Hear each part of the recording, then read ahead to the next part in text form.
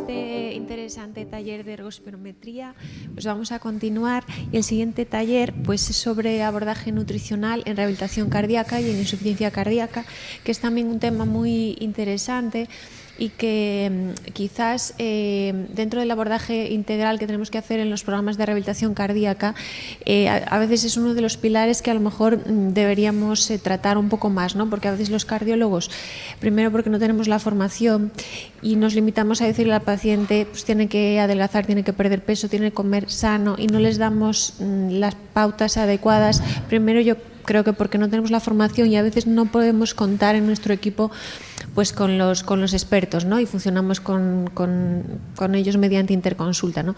En este caso, en esta mesa van a participar la doctora Raquel Campuzano, que todos conocéis, y os voy a presentar a la doctora María Dolores Ballesteros, que ella es endocrino, trabaja en el Hospital de León y es experta en obesidad y nutrición, ¿no? Sí. Y cuando queráis, pues podéis comenzar.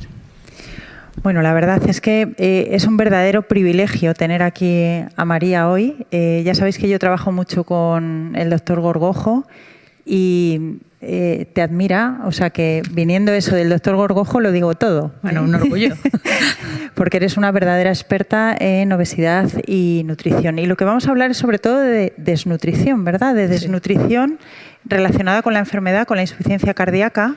Y esto pues surge justo hace un año, en Córdoba el año pasado prácticamente, ¿no? Después del taller de desnutrición que hubo, de desnutrición en general, empezamos a comentar lo importante que sería tener ciertas nociones en el paciente con insuficiencia cardíaca, ¿no? Que tenemos cada vez más fármacos, que queremos cada vez que hagan más rehabilitación cardíaca, pero que sin embargo luego no sabemos valorar bien su desnutrición y, como decíamos, cómo podemos mejorarla desde las unidades de rehabilitación cardíaca. O sea que la verdad que el que estés hoy aquí es un privilegio para nosotros y os animo a que exprimáis, preguntéis y hagáis, vamos, porque es una verdadera experta. Bueno, muchas gracias por la invitación. Para mí, desde luego, también es un honor estar aquí y poder hablar además de las cosas que a mí me gustan, de la nutrición y de la sarcopenia, que si bien es verdad que la nutrición en general es una gran desconocida, creo, pues ya todo lo relacionado con la desnutrición creo que mucho más, porque lo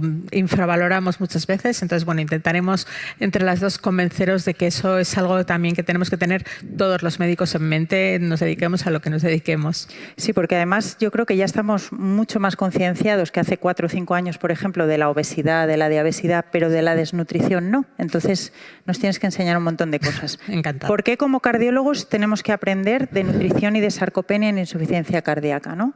Y estas son cifras muy impactantes, porque en insuficiencia cardíaca la desnutrición relacionada con la enfermedad aparece hasta en el 18% de los pacientes, o sea, en 1 de cada 5 de los pacientes con insuficiencia cardíaca están desnutridos, y fíjate, más en preservados, en fracción de eyección preservada, que en fracción de eyección reducida, aunque incluso sabemos que también muchas veces tienen un mayor IMC los que tienen fracción de eyección preservada que reducidos. Pero bueno, esta es una primera cifra impactante para concienciarnos de que tenemos que aprender de desnutrición en insuficiencia cardíaca. Y hay que diferenciar lo que es desnutrición de lo que es caquexia y sarcopenia, aunque están muy relacionadas, ¿no? Sí. Muchas veces están muy relacionadas. Vamos a hablar de caquexia cuando tenemos, y esto es de las últimas guías de insuficiencia cardíaca, que vais a ver que, aunque son 100 y pico páginas, hay media página para abordar esto, de caquexia y de sarcopenia, y está sacado de ahí. La caquexia es tanto la pérdida de músculo y o grasa, porque supone más de un 5%, si digo cualquier cosa que no sea, me corriges, más de un 5% del peso al año. Y esto aparece entre un 5 y un 15% de las personas con insuficiencia cardíaca. Y sin embargo, en la sarcopenia nos vamos a referir a la pérdida de la masa y función muscular, ¿vale? Fijaos que en lo otro estábamos perdiendo peso y aquí estamos perdiendo masa y función muscular. Muchas veces pueden estar muy relacionadas, ¿no? Pero a veces puede predominar más un aspecto que otro. La sarcopenia aparece hasta en la mitad de los pacientes con insuficiencia cardíaca. Por eso, una vez más, insistir en la relevancia de los programas de rehabilitación cardíaca en los pacientes con insuficiencia cardíaca, ¿no? Y el ejercicio de resistencia, que no el ejercicio aeróbico, el ejercicio de resistencia es fundamental para mejorar esa sarcopenia. Y de hecho, todo esto tiene una intimísima relación con la fragilidad, que sabéis que al final supone mortalidad en el paciente con insuficiencia cardíaca. En la última recomendación de fragilidad de la Sociedad Europea de Cardiología de las personas con insuficiencia cardíaca, fijaos que definen 4 aspectos muy chulos, ¿no?, de funcionales, sociales, psicocognitivos o clínicos, y dentro de los clínicos, para considerarse una persona es o no frágil, están las comorbilidades, la pérdida de peso y las caídas. O sea, la pérdida de peso, caquexia, y caídas, sarcopenia, ¿no? Sí. Estarían incluidas totalmente ahí. Así es que, dinos, ¿por qué tenemos que aprender de todo esto? Bueno, hasta aquí, pues parece que la desnutrición es algo muy prevalente en cualquier patología, también en las vuestras, pero puede parecer que la desnutrición es un destino fatal, que cuando uno está más malito, pues se desnutre y que se pudiera comportar como un marcador de mal pronóstico, igual que la sarcopenia y que la fragilidad. Pero tenemos ya datos, muchos datos en nuestro mundo en general de la nutrición, pero también en el de pacientes cardiológicos, de que esto no es un destino fatal y que el tratamiento, el abordaje de la desnutrición va a tener su recompensa. Uno de nuestros estudios favoritos es este que os traigo aquí, que es el estudio de Nuris, que lo que se hizo fue hacer un cribado nutricional a todos los pacientes que ingresaban en un hospital con patología cardiológica o respiratoria, y aleatorizar a aquellos que tenían un cribado de desnutrición a tratamiento nutricional convencional a criterio de sus médicos, que podía incluir si querían y podían hacer tratamiento nutricional, pero ya os adelanto que nadie lo hacía, o vamos a hacer las cosas bien y vamos a ponerle suplementación nutricional, que a los pacientes se les siguió durante el ingreso y durante 90 días al alta, y que se vio pues que la mortalidad a los 90 días disminuía a la mitad. Tenía un NNT de 20, que si esto fuera un fármaco nos lo tomaríamos muy en serio. Es decir, tenemos ya un dato ahí de que esto era importante. Estamos, ¿no?, con los fármacos de IC, que estamos emocionados porque por primera vez tenemos mejorías de supervivencia de un 30%, ¿no? Y estamos hablando de una mejoría de supervivencia de un 50%. Sí. Con la desnutrición, con una intervención nutricional. En el como os digo, los pacientes eran cardiológicos y respiratorios, pero como veis aquí, pacientes con insuficiencia cardíaca había un 25% de la muestra, o sea que podemos extrapolar las cosas. Se hizo luego un análisis post-hoc que también en cada grupo se repetía esta cifra, y yo creo que sí que es interesante, pero te lo voy a poner mejor todavía. Este es un estudio español que se hizo más o menos en la misma época, y que también lo que se hizo fue aleatorizar a los pacientes con riesgo de desnutrición, hacer adaptación dietética y suplementos nutricionales orales si los necesitaban, o tratamiento control. Y aquí los resultados fueron incluso mejores, y además está hecho en España, con lo cual los pacientes son como los nuestros. Y para la variable de resultado conjunta de mortalidad por cualquier causa o de reingreso por insuficiencia cardíaca, los pacientes que recibieron suplementación nutricional disminuyeron también, como veis, de un 61% en el grupo control a un 27% en el grupo de intervención. Esto significa NNTs que parecen casi mentira, ¿no? O sea, que eso está muy bien. Y por último, mi estudio favorito de los últimos tiempos, que es el estudio EFFORT, que también es en pacientes hospitalizados pluripatológicos, es decir, esos que decías antes, candidatos a insuficiencia cardíaca con fracción de eyección preservada. Y en estos pluripatológicos también lo que se hacía era aleatorizar a tratamiento nutricional intensivo, que quería decir, me voy a preocupar de que se coma la dieta hospitalaria, si no se la come en 24 o 48 horas le voy a poner suplementación nutricional, si seguimos sin llegar a los requerimientos nutricionales vamos a ponerle nutrición enteral por sonda nasogástrica, y si seguimos sin llegar vamos a utilizar incluso nutrición parenteral complementaria. Y haciendo ese esfuerzo extra de vamos a estar muy encima con todo lo nutricional, lo que consiguieron en más de 2.000 pacientes fue disminuir la mortalidad en un 35%, y la mala evolución clínica llamada ingreso en UCI, reingreso hospitalario, complicaciones mayores o deterioro en situación funcional en un 21%, y además al mismo tiempo disminuyeron los gastos hospitalarios a pesar de ese esfuerzo que había que hacer en tratamiento nutricional y en el personal necesario para ello, con lo cual también aquí en esto el porcentaje de pacientes con insuficiencia cardíaca congestiva era de alrededor del 20%, y creo que podemos argumentarlo como que la desnutrición es prevalente, se asocia a peores resultados, pero es que además tratarla nos va a mejorar el pronóstico. Bueno, pues todo esto, que como veis era absolutamente necesario, salió precisamente el año pasado pues en una de estas reuniones que tuvimos. Ya veníais trabajando desde 2020-2021, Vicente, Ana Zugasti, tú, y finalmente desemboca en la firma de un convenio entre ambas sociedades, entre la Sociedad Española de Cardiología y la Sociedad Española de Endocrinología, y nos pusimos pues manos a la obra. Este era el primer documento que hablábamos de desnutrición en general, no enfocada al paciente con insuficiencia cardíaca, y que probablemente, aunque luego os vamos a pasar las presentaciones, probablemente pase un poquito desapercibido por el tema en el que estábamos en ese momento, ¿no? Estamos muy entretenidos.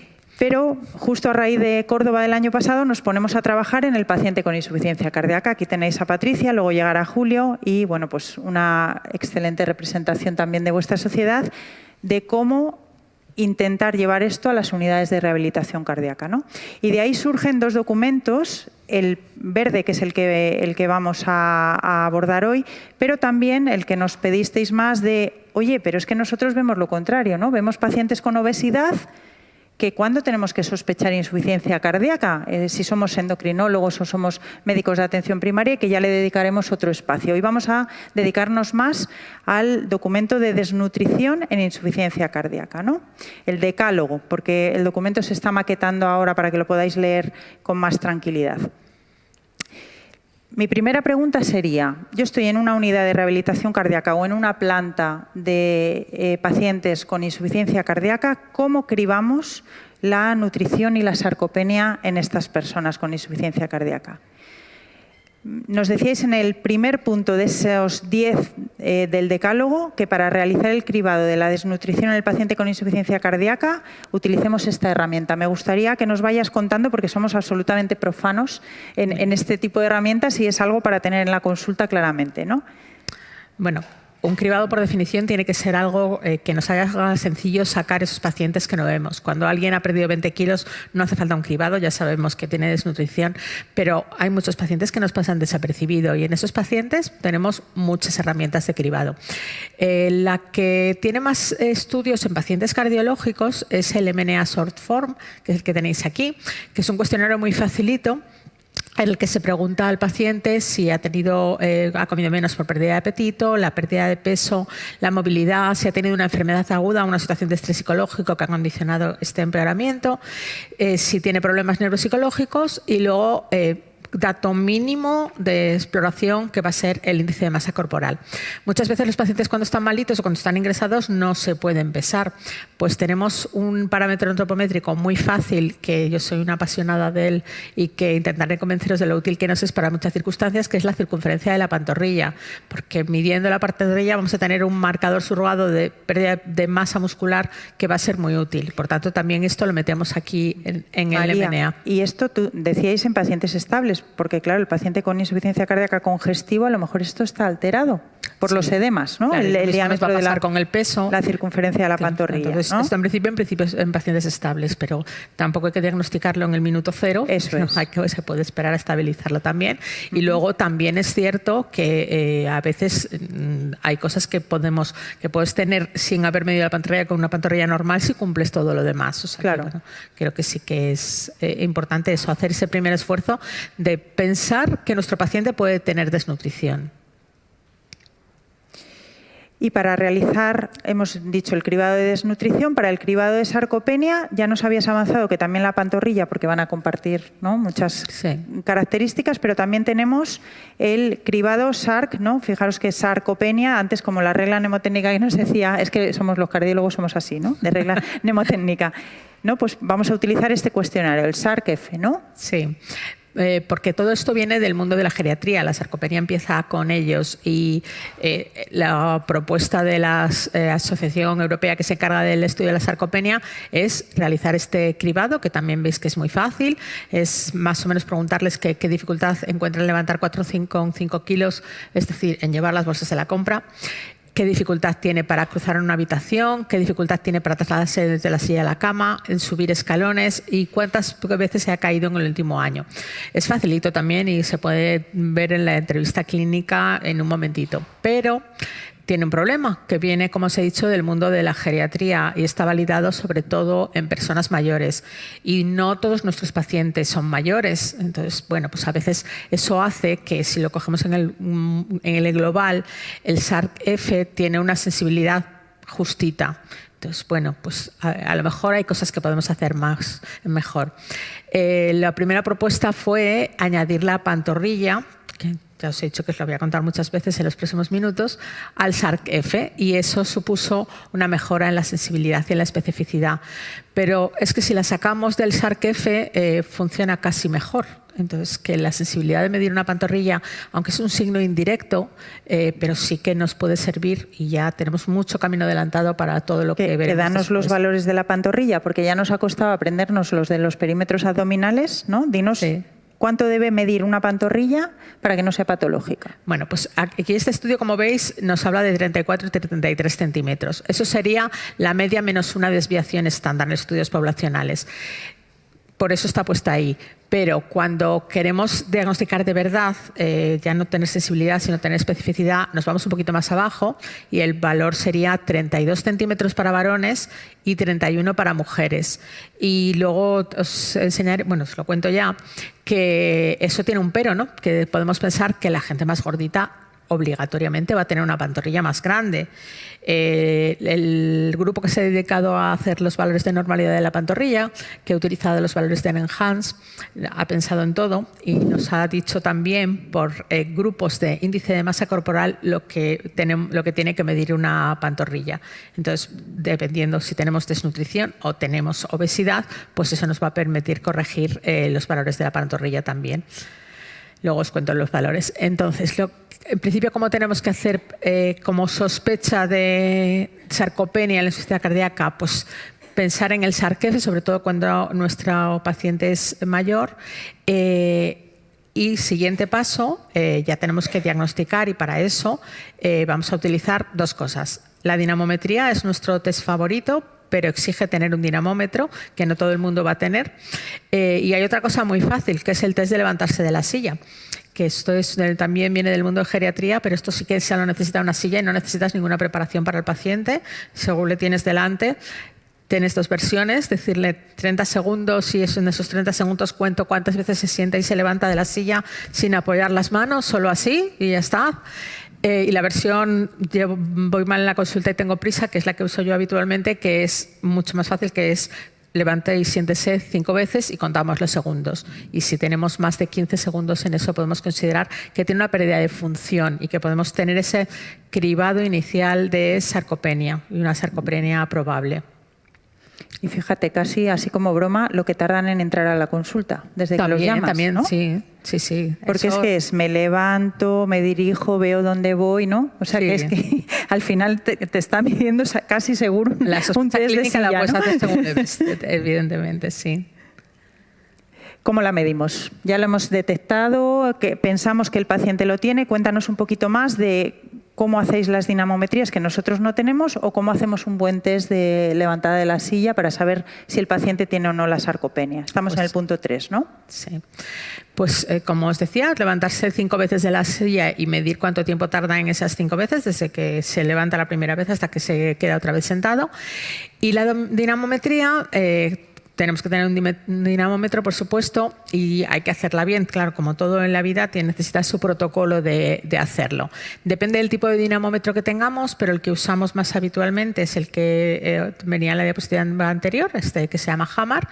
Y lo que hay que hacer es explicarle la prueba al paciente y un poco como se hacen las espirometrías, animarle también para que lo haga bien y que apriete bien, sujetando el dinamómetro para que no tenga que hacer... porque el dinamómetro pesa mucho, entonces sujetándole el dinamómetro y medir cuánto hace de fuerza. Normalmente hacemos 3 repeticiones y se considera la buena la máxima repetición. Tenemos parámetros de normalidad que son 27 para varones y 16 para mujeres, pero también esto viene del mundo de la geriatría y a veces, bueno, pues cuando alguien de 30 años pues te hace una dinamometría de 27 dices, bueno, ya, pero no debería de ser. Tenemos un estudio español, que es el Pizarra que tenemos aquí, en el que nos da los valores por edades también, y entonces podemos otra vez decir, bueno, pues menos una desviación de estándar, depende del grupo de edad, pues es lo que nos puede servir un poquito de diferencia. Pero si no, pues pensar en el 27 y 16, que va a ser para todos los pacientes mayores que tengamos. Y la encuesta dietética, que esto a mí me llamó mucho la atención porque repartís diferente, por ejemplo, el aporte calórico del desayuno, de la comida, de la cena, ¿no? Y esto no estamos habituados a hacerlo, por lo menos en las unidades que yo conozco. Me parece que es fundamental hacerlo, por ejemplo, desde enfermería, ¿no? Se podría hacer. Desde luego, sí, en todas estas cosas necesitamos implicar a enfermería para que nos ayude para ello. A ver, registrar la encuesta dietética es complicado. Hacer una buena encuesta dietética lleva mucho tiempo, un programa de análisis de composición de alimentos, pero no, tampoco es eso lo que queremos. O sea, lo que queremos es tener una idea aproximada de qué es lo que nos está pasando y dónde podemos mejorar esa ingesta. Esto es una propuesta de la Alianza Más Nutridas, lo que dice, bueno, pues vamos a dividir cada una de las comidas entre me lo como todo a no me como nada por partes, y va asignando una puntuación a cada uno, y cada punto equivale a 200 calorías y a 10 gramos de proteínas, con lo cual así en más o menos poco tiempo, eso lo puede hacer el propio paciente. Dices, ¿qué desayunaste? Pues en la mitad, comí la mitad. Y podemos tener una idea aproximada de si estamos cubriendo o no nuestros requerimientos proteicos y calóricos. Eso respecto a lo que se refiere a la cantidad. Y luego, en lo que se refiere a la calidad, bueno, pues esto lo sabéis también como yo, pues que también hay que ver qué tipo de dieta está haciendo y valorar la adherencia a la dieta mediterránea. Lo mismo, creo que esto es algo que se le puede dar al paciente para que lo haga él o en la sala de espera, y que no solo sirve para que sepamos cómo de adherente es a la dieta mediterránea, sino también para que él se dé un poquito cuenta de si está haciendo las cosas bien o mal. O sea, que tanto en cantidad como en calidad también tenemos que hacer una aproximación facilita a lo que está comiendo. Sí, porque esto probablemente en una consulta habitual no te da tiempo, pero en un paciente de insuficiencia cardíaca que viene a lo mejor todas las semanas a la unidad de insuficiencia cardíaca, sí que puedes negociar cuando pasas estos cuestionarios, ¿no? Desde enfermería. Vamos, me imagino que algo parecido, cuestionario y que lo rellene en casa y te lo traiga, ¿no? Para que nadie diga, madre mía, si yo no tengo tiempo ni de... ¿no? Importantísimo también revisar el tratamiento farmacológico, ¿no? de los pacientes, pues no sé, corticoides que puedan estar empeorando. Yo he tenido, por ejemplo, un par de casos recientes de pacientes con corticoides crónicos que venían que no se podían ni levantar de la silla, ¿no? O sea, que no me hizo falta hacer el test, ¿no? Sí. Y volvemos en el punto 6 a insistir en los valores de datos antropométricos, pero incorporando el peso, el IMC, que eso ya como cardiólogos lo tenemos bastante más claro que hace unos años, el perímetro de la cintura y también el perímetro de la pantorrilla. Ya que estamos midiendo la cintura, ya bajamos el metro y ya está. No. Bueno, todos estos datos nos sirven para hacer el diagnóstico de desnutrición. Los del mundo de la nutrición nos hemos puesto de acuerdo hace relativamente poco para hacer un diagnóstico todos de la misma manera, porque había muchas maneras de decidir cuándo alguien estaba o no desnutrido. Ahora ya hay un acuerdo de todas las sociedades mundiales, de manera que utilizamos esto que tenéis aquí, que son los criterios GLIM, que lo que nos da son 3 criterios fenotípicos y 2 criterios etiológicos, de los cuales habría que cumplir uno de cada. Es decir, los criterios fenotípicos serían la pérdida de peso. Más de un 5% de pérdida de peso siempre es patológico, y eso acordaros, porque eso en el mundo en el que vivimos de gente con sobrepeso y con obesidad, pues que alguien de 80 kilos pierda 4 kilos nos va a pasar desapercibido y no lo vamos a dar importancia, y la tiene cuando ha sido involuntario en un periodo de tiempo reducido. El índice de masa corporal, que es el criterio fenotípico menos habitual, por eso, porque tenemos una población que tiende a la obesidad y tener un índice de masa corporal de 22 es como casi real. Y la masa muscular reducida. Y aquí otra vez para la masa muscular, pues podemos usar la circunferencia de la pantorrilla como marcador si es que no tenemos otra manera. Y los criterios etiológicos, que van a ser la disminución en la ingesta o en la absorción, o sea, que el paciente no pueda comer y esté comiendo menos del 50% de su requerimiento energético, o haga cualquier reducción que dure más de 2 semanas. Y la inflamación, y los pacientes con patología cardiológica muy a menudo tienen inflamación y eso es lo que condiciona esa caquexia, ¿no? La pérdida de peso y de masa. ¿Qué análisis, no? Porque el paciente que ingresa con insuficiencia cardíaca, en general, hacemos una analítica muy completa, ¿no? Pues de hierro, pero habría que añadir cosas que no estamos añadiendo. Cuéntanoslas porque eso sí que nos lo tenemos que apuntar, ¿no? Bueno, hay que decir que en el mundo de la nutrición lo que menos información nos da son las analíticas, pero también nos da información. Hemos vivido obsesionados con la albúmina y esas cosas que en el fondo, y mucho más en vuestros pacientes que tienen los líquidos como los tienen, tampoco va a ser un marcador maravilloso de situación nutricional. Entonces, pero bueno, es un marcador que sí que nos ayuda a esa inflamación que decíamos que es un criterio de desnutrición. Por supuesto, hemoglobina glicada siempre. La proteína C reactiva también porque es un marcador de inflamación. Y lo que sí que nos da información en las analíticas va a ser un poco más por el mundo de los micronutrientes, porque sí que un paciente con desnutrición muy a menudo va a tener deficiencias de micronutrientes, y sobre todo en pacientes que tienen un tratamiento farmacológico que también nos puede inducir a esto, como los diuréticos, pues déficit de magnesio o de fósforo, de potasio vemos muy a menudo. Y luego de algunas vitaminas que también tienen un papel en que el corazón funcione bien, como puede ser la tiamina y por supuesto el hierro. Todo esto también porque, aunque todavía no tenemos suficientes evidencias, y esto lo vamos a dejar en el terreno de lo fisiopatológico, ya hay algunas propuestas de que suplementar con vitaminas del complejo B o algunos micronutrientes como el zinc, la coenzima Q10, el selenio o el cobre sí que pueden influir en la función cardíaca porque pueden tener un papel en la mitocondria, en toda la producción de energía, en la producción de ATP. Entonces, esto de momento ya os digo que es más o menos reciente, que está un poco en el mundo de las ideas, porque hasta ahora, desde el punto de vista clínico, solo la reposición de hierro ha demostrado que puede tener un efecto. Todo lo demás veremos cómo se desarrolla en los próximos años, pero bueno, el sentido común te dice que si detectas una deficiencia, pues tratarla mal no va a venir, así que también esto tendremos que seguir estando un poquito atentos. El plan nutricional, ¿no? Cuando venís por la planta y nos decís, a ver, este plan. Bueno, en principio estamos hablando de situación aguda, no estamos hablando de obesidad que haya que perder peso ahora mismo, sino en cubrir los requerimientos en una situación, pues eso, o bien de patología aguda reciente o bien de insuficiencia cardíaca crónica en la que lo que nos preocupa es la desnutrición. Como son pacientes pluripatológicos, pues haciendo caso a las guías de paciente en pluripatológico, eso nos dice que necesitaríamos unas 27 kilocalorías por kilo de peso y día. Y el nutriente más importante que va a ser la proteína, y ahí tenemos que ir a 1,5 gramos por kilo de peso y día, y con eso sabemos que podemos poder mejorar la masa muscular de los pacientes con desnutrición.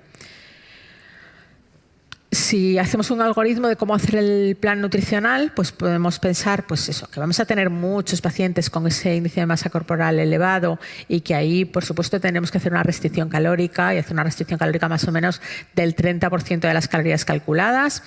Y aún restringiendo calorías, seguimos manteniendo que las proteínas deberían de ser 1,5 gramos. Entonces, que sí que tenemos que tener cuidado con cómo se hace el diseño de la dieta para que no tenga poca proteína.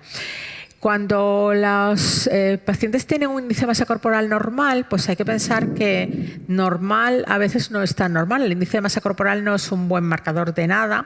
Deberíamos de poder tener composición corporal en todos los pacientes, pero bueno, pues si la tuviéramos nos llevaríamos muchas sorpresas de que muchos de esos pacientes realmente tienen una obesidad si lo medimos por porcentaje de masa grasa. Y por tanto, la recomendación en esos pacientes con índice de masa corporal normal también va a ser hacer una restricción calórica más o menos ligera y mantener ese 1,5 gramos de proteínas. Y por supuesto, cuando tenemos un paciente con índice de masa corporal bajo, pues ahí habrá que aumentar el número de calorías hasta esas 27 calorías por kilo de peso, manteniendo el 1,5 gramos de proteínas, y siempre todos nuestros planes nutricionales van ayudados de ejercicio físico, porque solo con nutrición no vamos a recuperar masa muscular, necesitamos las dos cosas. Como a veces es difícil pensar cuando tenemos que dar recomendaciones a los pacientes, de dónde sacamos las recomendaciones para darle en distintas patologías y en distintas situaciones clínicas, nosotros en la página web de la sociedad tenemos un apartado para pacientes en los que a lo largo de los años hemos ido haciendo recomendaciones de casi todo. Entonces, bueno, pues ahí a vuestra disposición, porque seguro que podéis encontrar cosas. Y luego tenemos un proyecto, es el aula virtual para pacientes y cuidadores, que empezamos haciendo los de nutrición, pero ahora ya tenemos en diabetes, en osteoporosis y en otras patologías, en el que es una especie como de cursillo también para los pacientes, en los que también les podéis decir que pueden ahí encontrar más información. Y tenemos también un módulo, como no podía ser menos, de nutrición cardiosaludable. O sea que, bueno, ahí también a vuestra disposición como material de apoyo para la educación a los pacientes. Muchas veces las recomendaciones dietéticas no van a ser suficientes, no vamos a llegar a esos requerimientos. Y antes os he contado con el estudio de Ford que esforzarse en estar detrás y cubrir requerimientos a lo largo del tiempo va a disminuir la mortalidad y las complicaciones. Por tanto, vamos a tener que utilizar suplementación nutricional en algunas ocasiones. Lo primero, cada vez que un médico dice no son batidos, me encantó. Los endocrinos nos ponemos fatal. No son batidos. No son batidos, y esto, que parece una tontería, creo que es importante, porque la suplementación nutricional es un tratamiento médico-nutricional. Y si nosotros no nos lo creemos, no se lo vamos a poder transmitir a los pacientes. Yo siempre les digo, si te pongo un antibiótico y que te digo una pastilla cada 8 horas, no me vas a decir mañana que mañana no me lo tomo, pasado cada 6 y al otro ya veremos. Lo mismo, esto hay que calcular cuánto necesitamos para cubrir sus requerimientos, y además tampoco son todos iguales y no se eligen por si son de fresa o de vainilla. También yo les digo a los pacientes, intentaré que estén buenos y que te gusten, pero no te los pongo porque estén buenos. Entonces, que lo que hay es que seguir un algoritmo. A los endocrinos también nos gusta mucho lo cuadriculado, de cómo elegir la suplementación nutricional, que va a depender de la complejidad de las proteínas en función de la capacidad de absorción digestiva que tengan, de la cantidad de proteínas, de otros factores como la densidad energética y demás factores. En general, para vuestros pacientes que, bueno, pues que tenemos que hacer cierta restricción hídrica, pues vamos a utilizar fórmulas más hipercalóricas, y como hemos dicho que tenemos que conseguir 1,5 gramos de proteínas por kilo de peso, que es bastante, pues vamos a optar por fórmulas hipercalóricas hiperproteicas, y ya luego si con fibra o sin fibra o si específicos, pues va a depender de otras características de los pacientes. Y esto, María, lo podéis prescribir vosotros. Esto depende mucho de las áreas sanitarias. Como ya no somos 17 comunidades autónomas, somos no sé cuántas, 200.000 áreas sanitarias en las que en cada uno funciona de una manera. En algunos sitios puede prescribir cualquier médico, y yo siempre digo que si alguien sabe y tiene confianza como para prescribir esto, pues igual que yo pongo Aumentine, perfecto. Y si no, pues ahí estamos para ayudar en lo que haga falta, ¿no? Y llegamos a los últimos puntos, ¿no? ¿Cuándo derivaros a nutrición a este paciente? Hemos cribado, hemos conseguido pasar los cuestionarios de cribado, nos parece que el paciente está desnutrido, desde luego, si no lo tenemos claro, os lo mandamos, pero antes también hay que mandarlo, hay que llamaros en la planta de cardiología cuando tenemos que avisaros, ¿no? Bueno, yo creo que estamos todos, en general, todos los médicos un poco obsesionados por las derivaciones, ¿no? Y que yo creo que tenemos que ir trabajando un poco más en común. Y tenemos eso, el trabajar en común todos los días nos va a ayudar un poco a que sepas cuándo necesitas levantar el teléfono y decirme, oye, pasa esto, ¿cuándo lo puedes hacer tú? Creo que las primeras medidas dietéticas las puede hacer cualquier médico, y ahí deberíamos también de apoyarnos del personal de enfermería. Y bueno, pues como siempre, pues cuando exceda tus capacidades, que para cada uno va a ser en un momento determinado y que no todos los pacientes son iguales, pues ahí estamos, eso, intentar cada uno en su área. Yo creo que es importante trabajar en tener una comunicación fluida para poder hacer esto lo mejor posible. Así, a título general, pues planteamos así una especie de algoritmo pues que las visita tanto médica como de enfermería de insuficiencia cardíaca, pues nuestra propuesta es animaros a que hagáis ese cribado de desnutrición. Si el paciente tiene un MNA short form de entre 0 y 7 puntos y tiene una desnutrición, pues seguramente va a haber que hacer muchas cosas y va a haber que hacer ese tratamiento nutricional intensivo. Por lo tanto, bueno, pues seguramente va a ser el momento de consultar con nosotros. Si el paciente tiene entre 12 y 14 puntos y nos vamos al otro extremo, va a tener un estado nutricional más o menos normal, perfecto, pero que no se nos olvide que eso no es una situación estática y que tendremos que ir viendo cómo evoluciona y reevaluar como máximo 6 meses. Y entre medias, pues ver un poco todo lo que hemos hablado, del cribado de sarcopenia, de la valoración de la ingesta, de valorar todos los factores predisponentes a desnutrición. La medicación, ¿no? La medicación también. Y ver si estamos cubriendo los objetivos y plantear un poco en función de la situación, pues reevaluar en 1 o 2 meses y monitorizar un poco eso, si seguimos cubriendo objetivos, si el paciente no pierde peso y si está haciendo las cosas bien.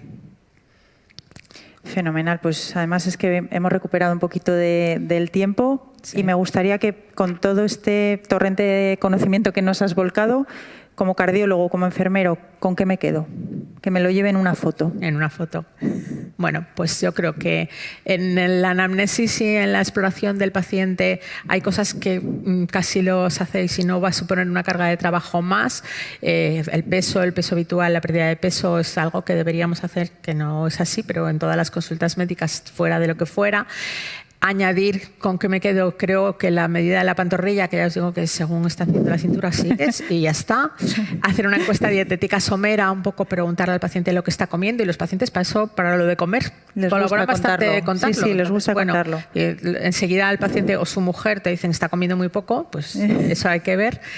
Eso, si tenéis dinamometría, perfecto, pero si no la tenéis, pues eso, levantarse 5 veces de la silla, pues lo puede hacer casi cualquier paciente y nos va a dar esa información de función muscular. Y la analítica un poco encaminada a esa vigilancia de los micronutrientes. Con todo eso mezclado, pues en cuanto hayáis hecho un MNA y un SARC-F, os sale solo, o sea que no... Y eso, el objetivo es diagnosticar la desnutrición y la sarcopenia lo más pronto posible para ir haciendo esos escalones de tratamiento nutricional intensivo para cubrir requerimientos, sea como sea, con la parte de la forma más fisiológica posible primero, o sea, primero dieta, luego suplementación nutricional y si no es así, nutrición enteral o parenteral, pero lo más rápidamente posible porque eso va a influir en el pronóstico.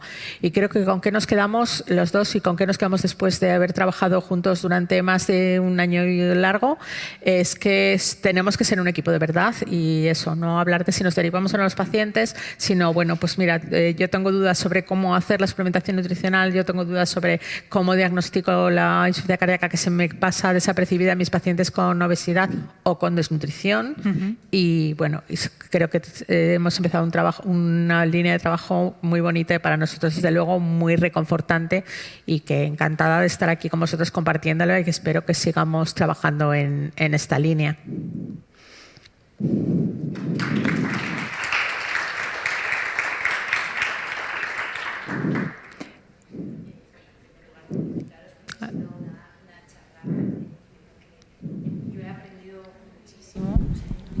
En primer lugar, agradeceros porque ha sido una charla excelente y yo he aprendido muchísimo. Y tengo una duda que muchas veces en la práctica clínica el paciente con insuficiencia cardíaca que viene a tu consulta, que aparte de que está comiendo poco, tiene un componente de anorexia importante. En estos pacientes, ¿recomiendas algún fármaco que mejore? No. No hay ningún fármaco suficientemente eficaz como para que te compense los efectos secundarios que tiene. Entonces, los progestágenos, el Borea famoso, pues yo en vuestros pacientes no lo veo, pero es que además es que no tiene ninguna eficacia, pero algo que hace retención hídrica, pues creo que no nos viene muy bien. Y el único fármaco con efecto importante en el apetito son los corticoides, y lo mismo, vamos a tener efectos secundarios demasiado importantes, y luego estamos hablando de que, además de que coman, tenemos que mantener su masa muscular. Si les ponemos corticoides, pues tampoco es... Entonces, desgraciadamente, no tenemos ningún fármaco. Entonces, el primer escalón es utilizar, como decía Hipócrates, que el alimento sea tu medicina y hacer recomendaciones dietéticas para enriquecimiento de dieta, bueno, pues cosas como que empiecen por los segundos platos para que no perdamos la proteína, que utilicen pues leche en polvo añadida a la leche normal para aumentar las calorías ahí y la proteína. Pues también eso, en la página web tenemos muchas ideas de recomendaciones nutricionales más o menos fáciles para ese primer escalón de no estoy comiendo, pero fármacos de momento no tenemos nada eficaz.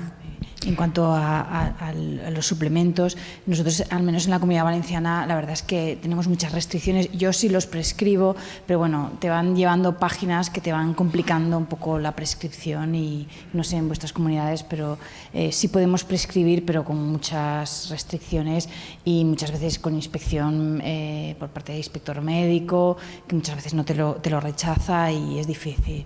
Sí. Depende un poco del área sanitaria. Y yo digo que no es cuestión de si alguien puede o no, o sea, por poder podríamos ser todos, pero que a veces las restricciones lo que ayudan es a otra cosa, que yo digo que no hay nada peor que un suplemento tranquilizador de conciencia, porque lo que hemos dicho, tenemos que asegurar que prescribimos la cantidad suficiente para llegar a requerimientos y del tipo adecuado para las características del paciente. Eso no es tan fácil y entonces a veces cuando se prescribe muy indiscriminadamente hay muchos sitios en los que bueno, pues al paciente le ponen uno del que pillan, de uno que tomó su mujer que sabía melocotón y bueno, ya me olvido porque ya tiene un tratamiento nutricional y no es así. Entonces pues a veces la restricción te ayuda a que solo lo haga quien de verdad va a estar pendiente de eso. Si tú lo tienes clarísimo, cómo elegir el suplemento, cómo llegar a requerimientos y tal, bueno, pues me parece estupendo. Pero siempre y cuando el objetivo no es prescribir el suplemento, el objetivo es cumplir los requerimientos nutricionales.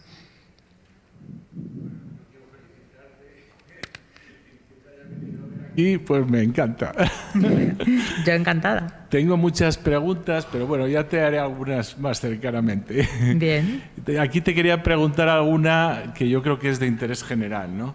Una es con respecto a los suplementos. Se ha dicho siempre que las proteínas, para que se fijen mejor en la musculatura, tienen que ser de alto valor biológico. Entonces, si te fijas un poco en las etiquetas, la mayoría son proteínas derivados de la soja, otro tipo de proteínas, ¿no? No. Yo lo que he visto en algunas etiquetas, vamos. No.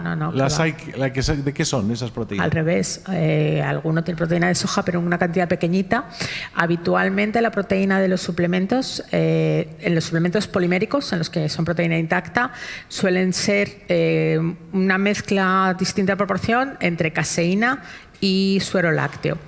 Para la síntesis proteica, el suero lácteo, bueno, todo este mundo, quien mejor se lo sabe es la gente del deporte, de hecho, les copiamos mucho nosotros. Los culturistas, concretamente. Entonces, la proteína del suero lácteo tiene la ventaja de que es una proteína más rápida y ayuda más a la síntesis proteica. La caseína es una proteína más lenta y ayuda a inhibir la degradación proteica. Entonces, lo ideal depende de la patología de cada paciente, pero bueno, está ahí en una mezcla suero lácteo, proteína, o sea, caseína, más o menos. Algunos suplementos tienen algo de proteína vegetal, de soja y guisantes suele ser, pero minoritariamente no. Y vamos, aunque yo sé que no se pueden dar aquí nombres comerciales, pero a lo mejor sí que sería bueno que recomendarais algo que realmente tuviera esas características, ¿no? Pues hombre, a ver, difícil, porque no todos los pacientes son iguales. Entonces, yo digo que tenemos un abanico muy grande de muchas cosas. Depende de eso. En general, como grupo terapéutico en general, lo que hemos dicho, creo que en pacientes en el que los líquidos pueden ser un problema, pues mejor hipercalórico. En pacientes en que vamos a tener un requerimiento proteico alto, mejor hiperproteico. Ya a partir de ahí, el resto de características pues depende de la función digestiva, depende si tiene patologías metabólicas asociadas, depende de si quieres conseguir más síntesis proteica o menos. Entonces ya tenemos un abanico enorme. O sea, hace 15 o 20 años teníamos sota, caballo y rey. Ahora mismo tenemos afortunadamente muchas cosas para elegir y para adecuar a cada paciente lo que mejor le puede venir. Siempre se ha usado en el deporte, aunque no sea legal, la testosterona para aumentar el anabolismo proteico. Entonces, teniendo en cuenta los últimos estudios que se han hecho, porque antes existía el peligro del cáncer de próstata, etcétera, que se han hecho que realmente en unas condiciones determinadas no existe ese riesgo, ¿se podría usar con estos pacientes? Yo sigo pensando que eso tiene más riesgos que beneficios realmente, y que si lo que puedas hacer con suplementación proteica y ejercicio tiene mucho menos efectos secundarios que la testosterona.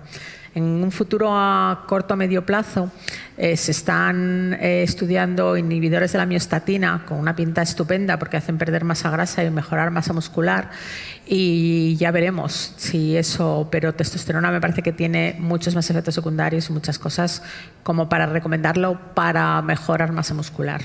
Sí, el ejercicio, ya por cerrar, porque estamos 2 minutitos fuera de tiempo, moderadora, que el ejercicio en estos pacientes muchas veces es complicado, pero por lo menos que se levanten de la silla, ¿no? Sí, lo que decíamos, sí. Si estamos midiendo cuántas veces son capaces de levantarse de la silla, pues que empiecen por eso y por pequeñas cargas de peso, por ejemplo, sentados, ¿no? Con eso luego podremos progresar algo más. El primer paso yo creo que es evitar el sedentarismo, y para eso son muy eficaces las pulseras de actividad, porque así el paciente se da cuenta que está sentado todo el día. Se tiene que levantar. Entonces se tiene que levantar cada hora y moverse. Primer paso, evitar el sedentarismo siempre, y luego a partir de ahí ir adaptando. Uno de los grandes problemas que tenemos es que no tenemos especialistas en ejercicio físico en nuestro ámbito médico, que sería ideal, pero bueno, mientras tanto pues vamos haciendo cada uno nuestros pinitos de ir recomendando lo que podemos, pero evitar el sedentarismo es lo fundamental.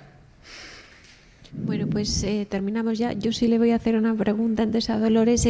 Has dicho que es muy importante, bueno, pues una vez que hagamos ese cribado de desnutrición, actuar cuanto antes. Entonces, en tu experiencia, en lo que, aunque entiendo a través de los documentos de consenso, has trabajado mucho con los cardiólogos últimamente, pero entonces, en tu experiencia, ¿tú crees que nosotros esa intervención inicial que deberíamos hacer la hacemos bien, o crees que si ya detectamos desnutrición es recomendable que ya os los enviemos?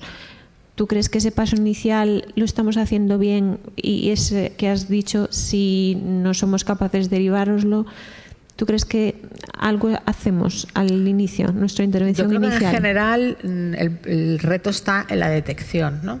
Y que eso no lo hacemos en general nadie muy bien, porque nos falta darle valor al peso, ¿no? O sea, que el peso es una constante vital. Yo en el hospital me enfado mucho con enfermería porque digo que no puedo entender por qué a alguien hay que tomarle la tensión 3 veces por turno cuando esté ingresado, que bien, que no digo que no, pero pesar una vez a la semana, cada vez que lo dices, es que tenemos mucho trabajo.